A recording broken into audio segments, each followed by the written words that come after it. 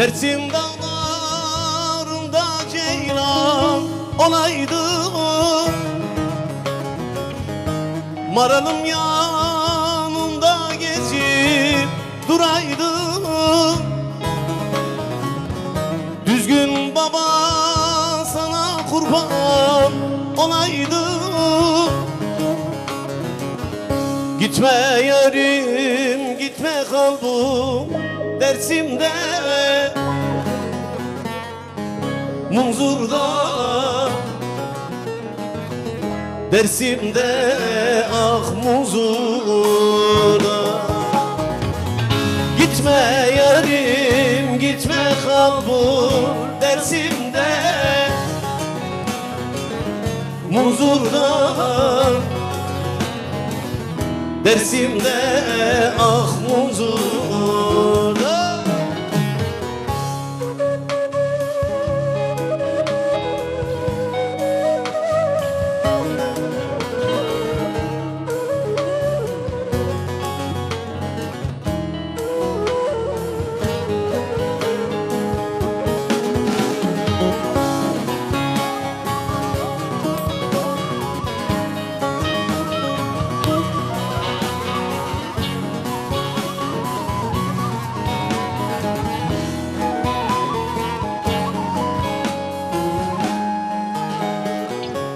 Munzur güzelleri yüksek dağları, Ceylanım meleşir ezler bağları. Yıkılmış virane mercan köyleri. Gitme yarim gitme kal bu Dersim'de, Munzur'da, Dersim'de, ah Munzur'da. Gitme yarim gitme kal bu Dersim'de, Munzur'da,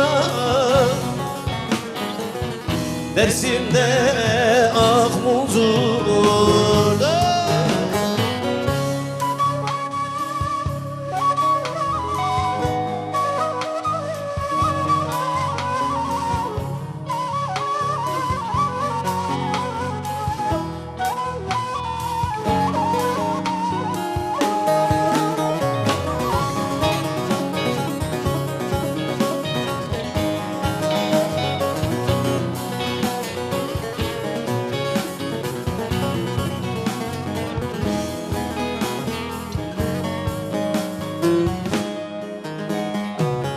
Altınay Dersim'e bir kez gelseydi,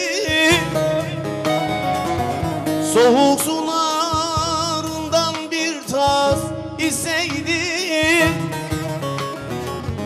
Düzgün baba sana yüzüm sürseydi.